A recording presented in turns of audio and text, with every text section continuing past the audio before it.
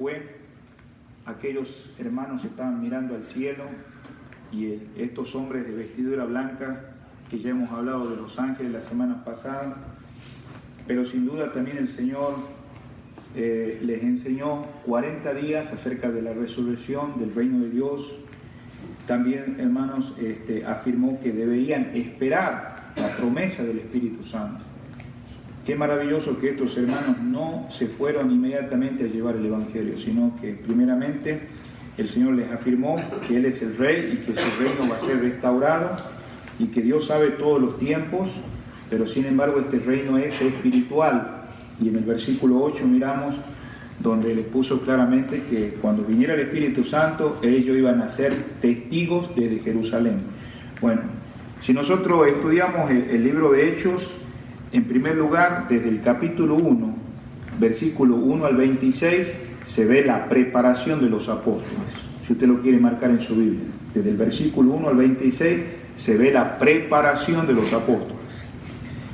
En segundo lugar, desde el capítulo 2 de Hechos, del versículo 1 al 13, se ve el descenso del Espíritu Santo. ¿Sí? Desde el versículo 1 al 13. En tercer lugar, se acuerda que el Señor dijo, recibiréis poder cuando haya venido sobre vosotros el Espíritu Santo. ¿Y dónde iban a comenzar a ser testigos? En Jerusalén. Bueno, en tercer lugar, el testimonio de los apóstoles comenzaron ¿en dónde? Después de que vino el Espíritu Santo, desde los versículos que hemos mencionado del 1 al 13. En Jerusalén. Ahí comenzó el testimonio de ellos. En cuarto lugar, cuando nosotros seguimos corriendo el libro de Hechos, en el capítulo 8, versículo 1, hasta el capítulo 12, versículo 25, se ve el testimonio apostólico, ¿no? En Judea y Samaria. ¿Se acuerda que dijo, ustedes van a recibir el poder y van a comenzar desde Jerusalén? Ya se llevó a cabo Jerusalén. Estamos por el libro de Hechos. Segunda etapa, desde el capítulo 8 de Hechos, versículo 1, hasta el capítulo 12 de Hechos, versículo 25, se ve el testimonio apostólico en Judea y Samaria. En quinto lugar, ahora vamos a ver el testimonio apostólico hasta los últimos confines de la tierra. En Hechos capítulo 13, versículo 1, se acuerda que ahí la iglesia encomienda a los hermanos para que vayan ¿a dónde? A los gentiles. Ya Dios había revelado al apóstol Pedro en el capítulo 10 que los gentiles tenían parte, ¿no? En esto que en esos momentos no estaba revelado, pero ahora ya está revelado que los gentiles también son parte del plan de Dios. Desde el capítulo 13 de Hechos, versículo 1, hasta el capítulo 28 de Hechos, versículo 31, se ve, hermanos, claramente el testimonio terminado de la historia de los hechos desde la metrópoli que era Roma. Acordémonos que Roma es un imperio, cubría parte de África, cubría parte de Asia, cubría parte de Grecia.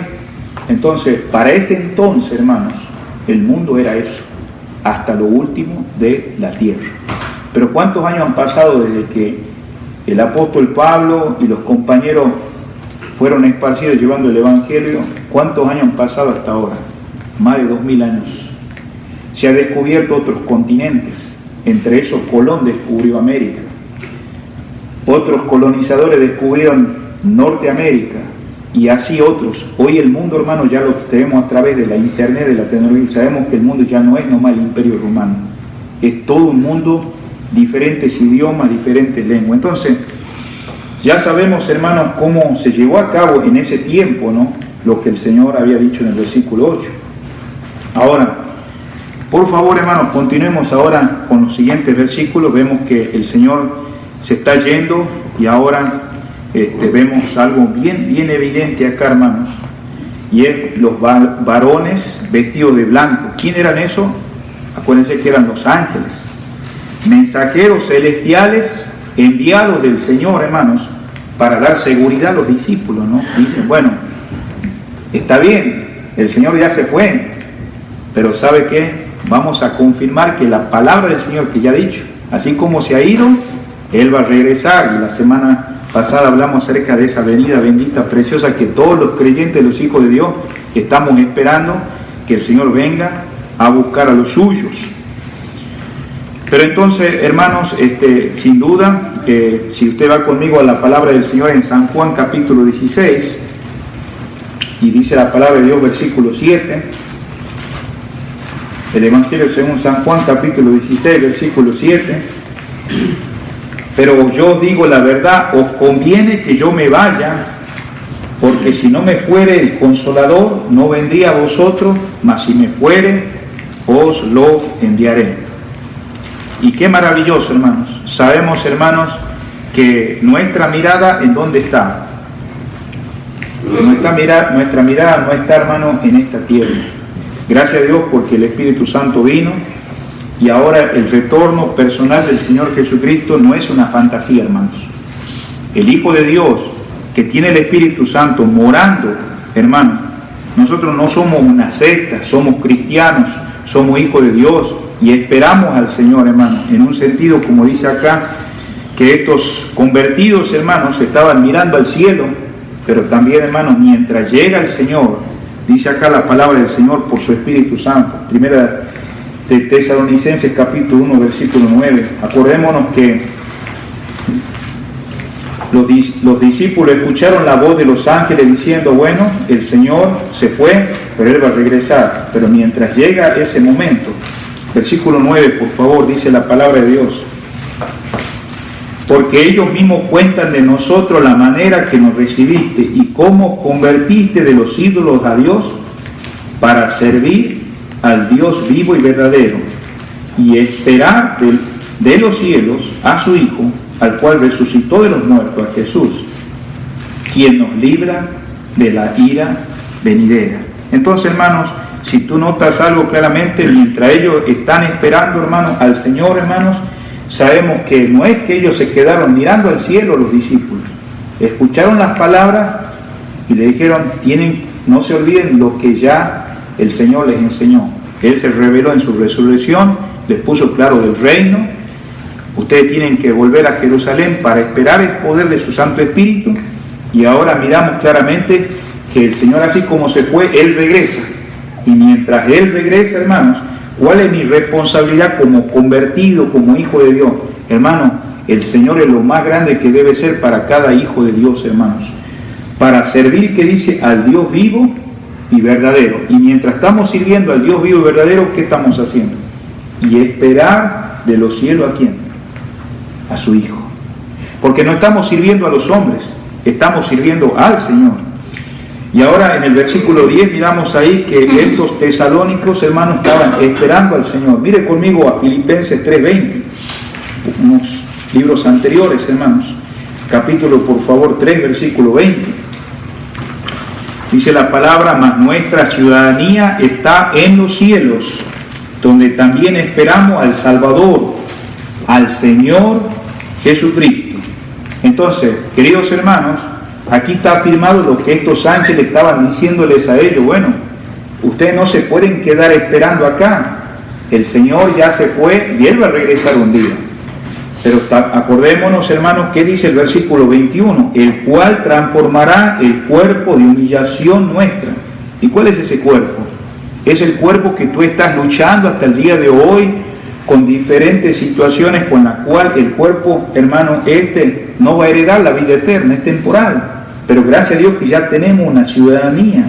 Dice, ahora ese cuerpo va a ser, ya no el mismo, va a ser transformado para que sea semejante al cuerpo de la gloria suya por el poder con el cual puede también sujetar a sí mismo todas las cosas. Qué maravilloso, hermano. Esta palabra, hermano, trae confianza a la vida del creyente. ¿Por qué? Porque estamos esperando al Señor. Y mientras llega ese momento, hermano, entonces ahora ya la ascensión fue hecha. Volvamos de vuelta a Hechos capítulo 1, hermanos. ¿Y dónde, hermano, todo sucedió esto?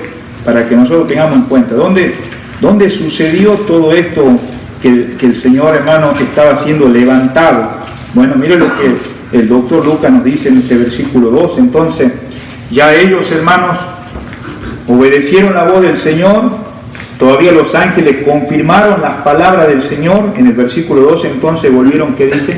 A Jerusalén, desde el monte que se llama de Olivar. Hermanos, este monte, hermano, si usted tiene el privilegio ahí en su Biblia de ir a un mapa, ¿no? Principalmente del tiempo del Señor, no un mapa del Antiguo Testamento, usted va a notar que está en la parte este de la ciudad de Jerusalén. Estamos hablando de este monte donde el Señor, ¿no?, fue levantado. Estaba cerca de Betania, y aquí lo podemos ver porque acuérdense que Hecho es la continuación del libro de Lucas. Vamos a Lucas capítulo 24, y dice la palabra de Dios, versículo 50, y lo sacó fuera hasta Betania, y alzando su mano los bendijo. Entonces, si usted nota algo, ¿cuándo sucedió esto? Dice acá en el versículo, volviendo de Hecho 1:12, esto estaba cerca de Jerusalén, camino de un día de ¿qué? De reposo. ¿Y qué día era el día de reposo, hermano? Era un día sábado, ¿no? Era el camino del día sábado. O sea que alguien se pregunta, hermano, en el día de reposo se podía caminar, había una cierta distancia, y esa cierta distancia es que era menos de 1 kilómetro que todo judío podía caminar. Entonces quiere decir que entre el lugar que el Señor fue levantado en alto para volver a este lugar, que donde ellos iban a estar esperando la venida unánime, punto, entonces ellos caminaron menos de ¿qué? De 1 kilómetro de distancia. Lo estamos mirando claramente. ¿Por qué? Porque acuérdense que el día sábado no se podía trabajar, tampoco podía uno caminar 60 kilómetros. Entonces, tengamos en cuenta eso, hermanos. Continuemos adelante, hermanos. Entonces, vemos acá claramente, hermanos, ahora algo más. ¿Dónde tenían que llegar ellos? A un lugar que se llama el aposento alto, versículo 13. Hermano, usted sabe que las casas que se construían ahí, hermano, no eran casas, no todos tenían un aposento alto, pero gracias a Dios por ese lugar donde ellos iban a reunirse. Era un lugar bastante espacioso, y ese estaba localizado en la parte de arriba de una casa, ¿no? Y era un lugar que simplemente lo usaban para los huéspedes, para los invitados. Pero se menciona muchas veces a través del libro de Hechos y de otros pasajes en el Evangelio el aposento alto. Entonces, nosotros podemos decir, hermano, que el aposento alto, hermano, fue un lugar clave después de la resurrección del Señor. Si usted nota algo, después de que el Señor resucitó, hermanos, el aposento alto, hermano, era un lugar donde, no sé si usted se recuerda que había un discípulo anónimo, que el Señor dijo, bueno, ve a la calle derecha, vas a encontrar, digamos, un animal que jamás monté, y después más adelante dice, bueno, ahí si tú lo tomas, llévate ese animal, pero más adelante pasó que también le dijo, vas a encontrarte con alguien, y no dio el nombre, sino que es un discípulo anónimo, que ha preparado el lugar para que celebrase, que dice, la Pascua. ¿Y qué era ese lugar? Bueno, hermanos, sabemos que ese lugar era lo que muchas veces se usaba para celebrar, hermanos, la Pascua, el aposento alto. Usted también debe darse cuenta, hermanos, dónde sucedió esto, hermanos. Hermanos, se cree completamente, porque si usted va un poquito más abajo, hermanos, dice la palabra del Señor, hermanos, que todos perseveraban unánime en el versículo 14, y entre eso dice, con María la madre de Jesús y otras mujeres. Entonces, sin duda, hermanos, una de las cosas clave es que la dueña de esta casa, que tenía aposento alto, digamos, no era la María, la madre de Jesús. En la Biblia hay otras Marías, ¿no? Y tenemos que tener en cuenta, por ejemplo, Juan Marcos, ¿no?, que es el sobrino de Bernabé, su hermana de carne también se llamaba María. Entonces, hermanos, María, la madre de Juan Marcos, hermano, muchas veces ella ponía ese lugar a disposición, por decir, de los discípulos, hablando del aposento alto. Por eso en el versículo 13 da la lista de los nombres de los discípulos, de los apóstoles principalmente. No menciona a los 12, porque acuérdense que ya había uno que estaba fuera. Si usted nota algo en Marcos capítulo 3, versículo 16, vamos a ir por favor a Marcos capítulo 3, versículo 16. a Simón, a quien puso por sobrenombre que dice Pedro. Entonces, si usted nota, empieza a nombrar los nombres acá en Hechos capítulo 1, versículo 13, y vemos acá que se nombra en Mateos y Lucas el nombre propio de Simón, pero en Marco vemos acá que puso por nombre que dice Pedro.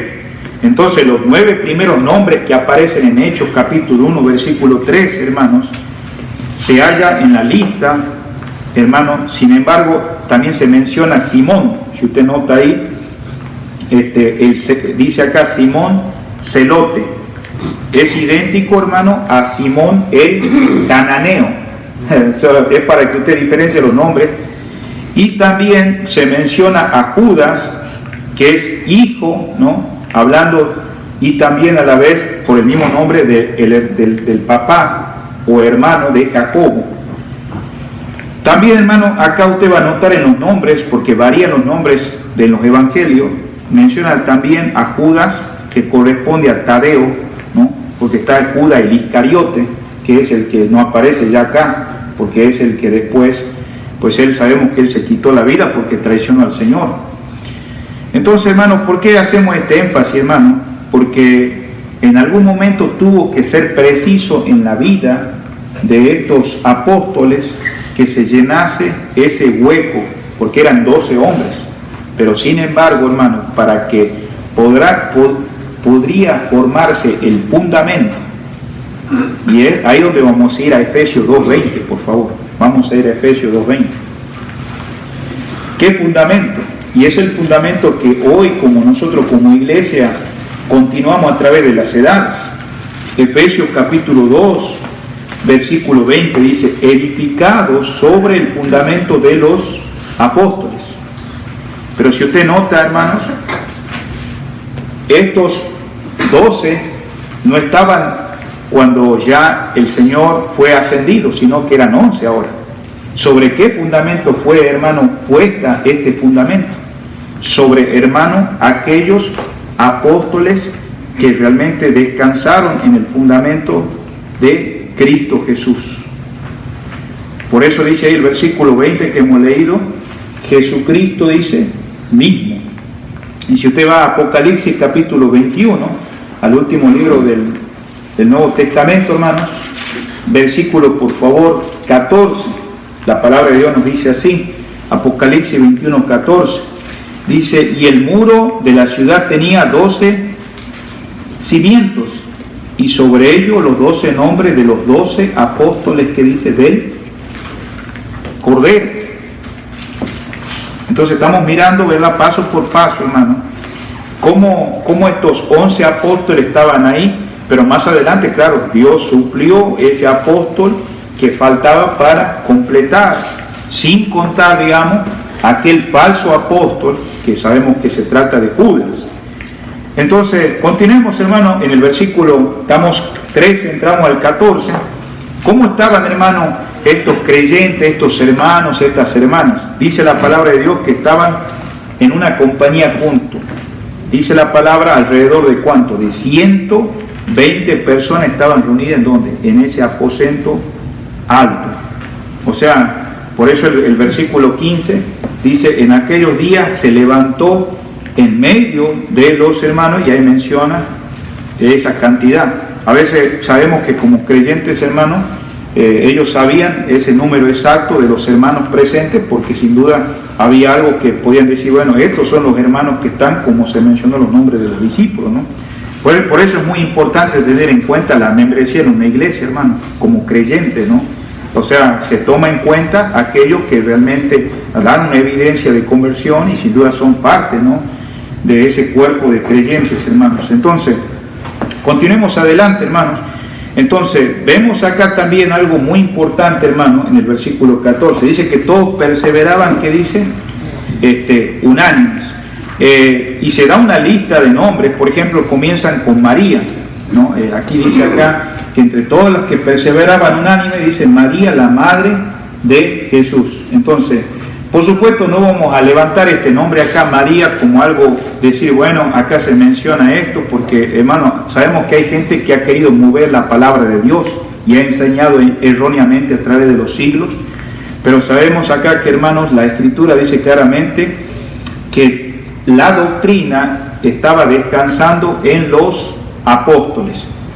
No significa que porque se mencione a María acá tiene que ver algo, no. Vamos a ver un poquito más adelante, hermanos, que sabemos que toda la doctrina no fue en este caso en María, fue en el Señor. Vamos a ir al libro de Judas, por favor. Ahí donde dice claramente, Judas no tiene capítulo, pero dice acá en el versículo 3, amado, por la gran solicitud que tenía de escribir acerca de nuestra común salvación. Acuérdense que Judas era un apóstol, ¿no?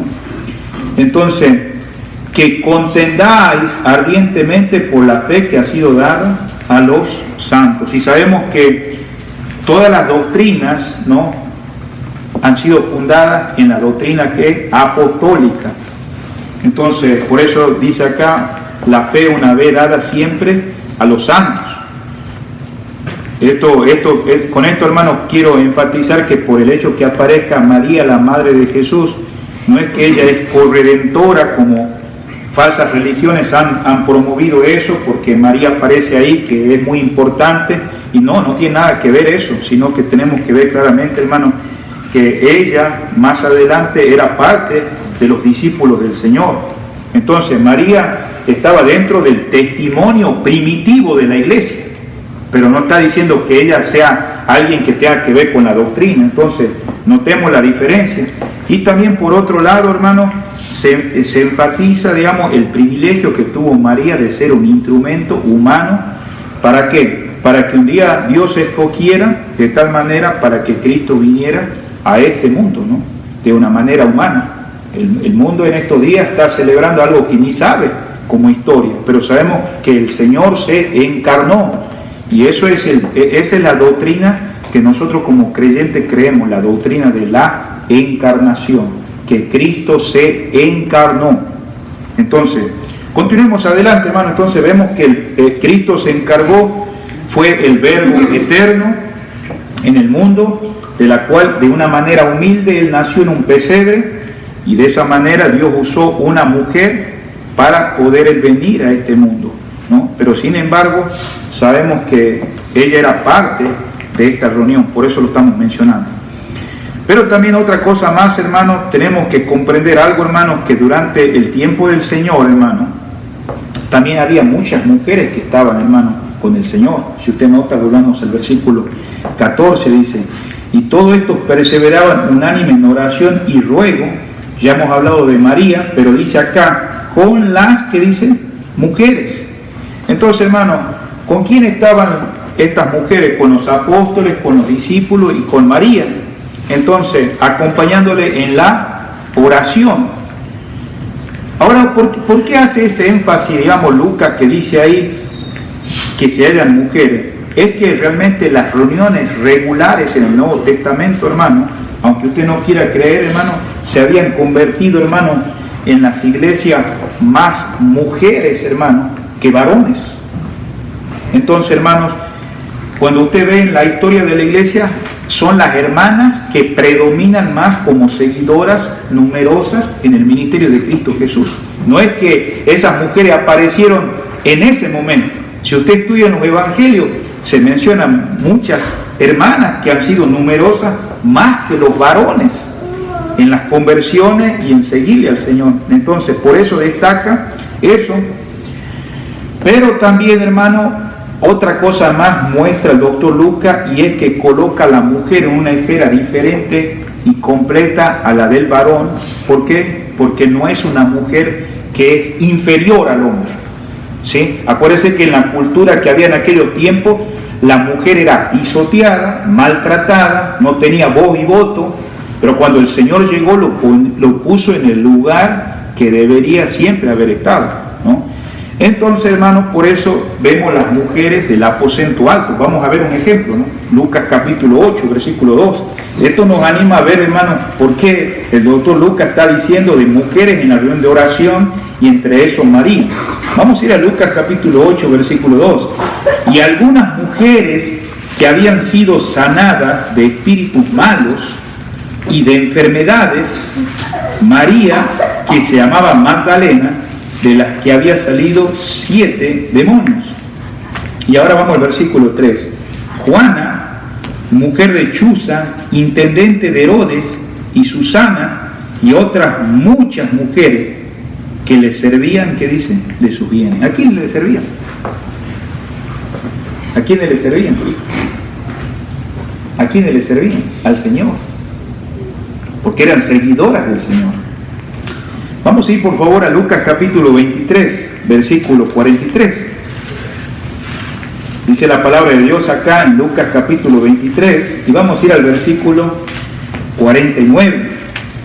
Pero todos sus conocidos y las mujeres que le habían seguido desde Galilea estaban lejos mirando estas cosas. ¿Cuándo sucedió esto? En el tiempo de la crucifixión.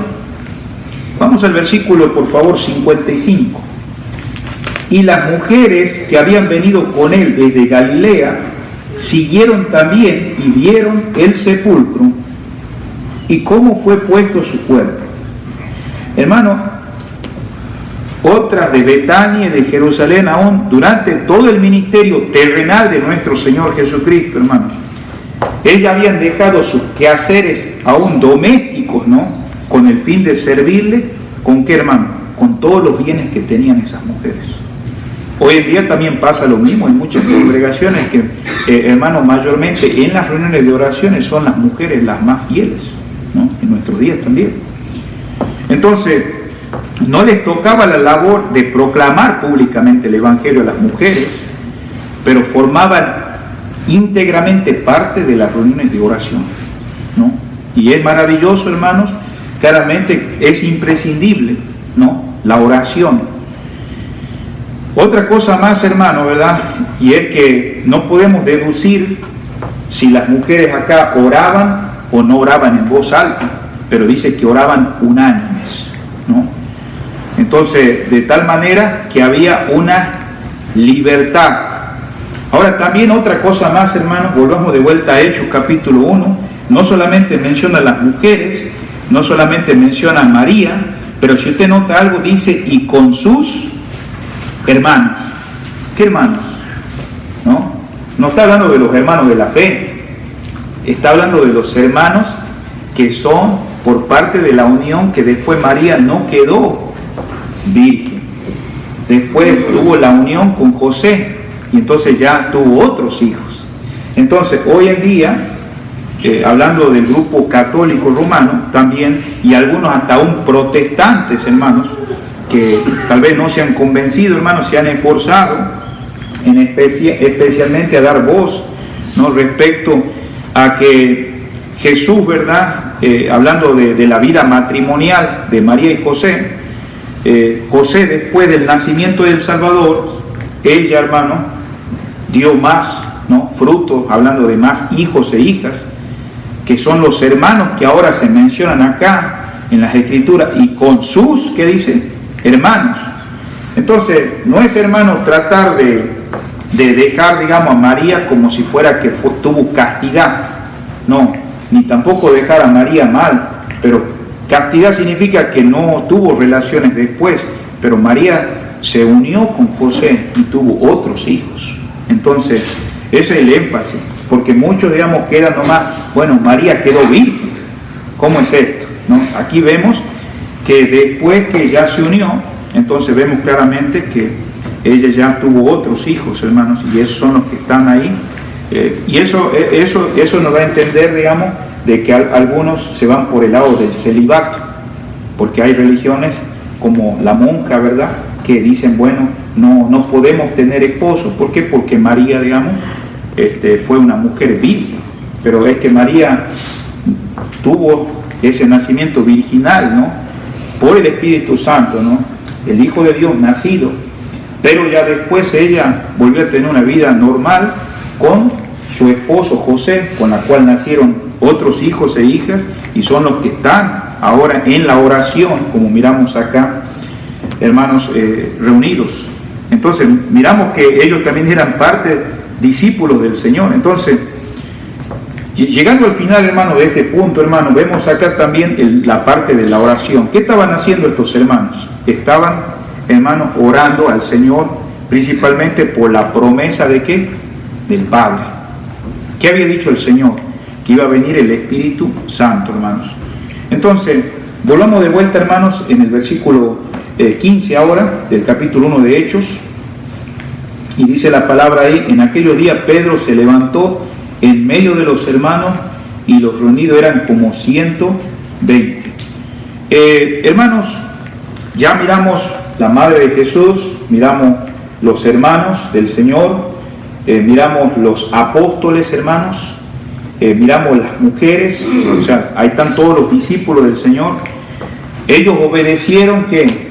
El mandamiento del Señor. Qué maravilloso, volvieron a Jerusalén con gran gozo, ¿no? Hermanos, no hay cosa más maravillosa que el gozo viene del Señor. Y no es que ellos llegaron, bueno, ya el Señor se fue, ya vamos a ir a predicar la palabra. No, ellos fueron con gozo en obediencia. Lucas 24, 52, por favor. Y qué maravilloso, hermano, es seguirle al Señor y con gozo hacer lo que el Señor nos ha dicho. Dice, y ellos, después de haber adorado, volvieron a Jerusalén, que dice, con gran gozo. Hermano, ¿a dónde se iban a reunir? Pues sabemos, hermanos, como dijimos, este grupo era más que probable en el aposento alto, ¿no? Donde se celebró la última Pascua. Pero también, hermano, ahí en ese lugar se hallaban adorando ellos en el templo. Miren el versículo 53, cómo termina de Lucas. Hemos leído el versículo 52, ¿no? Pero mira lo que dice el versículo 53. Y estaban siempre ¿en dónde? En el templo, alabando y bendiciendo a Dios. Amén. Entonces, vemos, hermanos, que había variedades de personas que formaron esa primera asamblea de creyentes. ¿Quiénes eran, hermanos? La madre de Jesús, los hermanos del Señor, estaban los 11 apóstoles, estaban las mujeres y estaban ¿qué? Perseverando. O sea, había hombres y mujeres, apóstoles y personas que podríamos decir, hermanos, ordinarias, pero para Dios de gran valor. Incluso, hermanos, miembros también de familias terrenales del Señor, como miramos acá. Vamos a ir a Mateo 13, 55, porque no nos olvidemos que dijimos el énfasis de María, ¿no? Que tuvo otros hijos. Mire lo que dice la palabra del Señor. Mateo 13, 55 dice: ¿no es este el hijo del carpintero? ¿No se llama su madre María y sus hermanos Jacobo, José, Simón y Judas? Y puede ver otra cita, hermanos, en Marcos 6, 3. Ahí usted anótelo en sus notas. Dice sus hermanos. ¿Por qué, hermanos? Porque al principio del ministerio del Señor, sus hermanos no habían creído, ¿no? No habían creído en el Señor durante su ministerio, pero después sí creyeron. Y vamos a ir a San Juan capítulo 7. Qué maravilloso, ¿verdad? Que ya más adelante ellos fueron parte de esa asamblea, ya cuando el Señor les dijo. San Juan capítulo 7, versículo 5. Porque ni aun sus hermanos, que dice, creían en Él. Pero eso fue, hermanos, antes, ¿no? Pero llegaron a confiar después, hermano, de su resurrección. ¿Y cómo confiaron? Porque ¿dónde estaban, hermanos, cuando el Señor les dijo, bueno, ahora yo me voy? Ya los ángeles confirmaron, regresen donde ya se les dijo, ¿no? ¿Y quiénes estaban en esa reunión de oración? Sus hermanos. Entonces vemos, hermanos, que ahora ellos creían unos a otros. María estaba allí, hermanos, como miembro de esta asamblea, entre esos 120 hermanos. ¿Qué estaban participando? De la adoración al Señor. No solamente eso, oraron juntos, ¿no? Con los demás, unos por otros. ¿Cuál era el centro, hermanos, de esa reunión? Su comunión era Cristo resucitado, hermanos. No había dudas, hermanos, ahora. Y todos, ¿qué estaban haciendo? Adorando al Señor, magnificando grandemente quién es el Señor, hermano, en esa reunión. Entonces, hermanos, podemos ver, hermanos, que los miembros de la familia del Señor podrían haber, como dice, reclamado el reconocimiento especial. Hubieran dicho, bueno, perdóneme, yo soy María, denme un lugar aparte. Pero ahí estaba entre quién, entre los discípulos, los apóstoles. También, hermanos, podrían haber criticado a Pedro, porque acabamos de leer que él se paró, ¿verdad? ¿Y qué pasó? Él se paró y él lo había negado 3 veces al Señor. Podían haber criticado porque fue un cobarde en negar a Cristo Jesús. Por eso hay que tener mucho cuidado y aprender de esto, de juzgar a las personas, ¿no? Mucho cuidado sobre ese asunto, ¿no? Ve que nadie se atrevió a apuntar el dedo ahí en esa reunión. ¿Sabes por qué te paraste? Si tú eres el menos indicado, fuiste un mal testimonio. No sucedió eso. Entonces miramos acá que ni María tomó privilegios, ni tampoco el apóstol Pedro, por el hecho de que los hermanos vieran que el hermano había negado. Y tampoco han acusado al apóstol Juan. ¿Por qué? Porque se acuerda que el apóstol Juan aquí menciona en el capítulo 18, versículo 15, si usted va conmigo al Evangelio según San Juan. Juan, hermano, podía haberle recordado, el apóstol, digamos, que en algún momento tenía un carácter, como sabemos, todos venimos a Cristo con unos caracteres, hermanos, que Dios tiene que transformarnos a la imagen del Señor, ¿no? A veces pensáramos que recibimos a Cristo o hacemos una oración, pero Dios tiene que llevarnos por un proceso.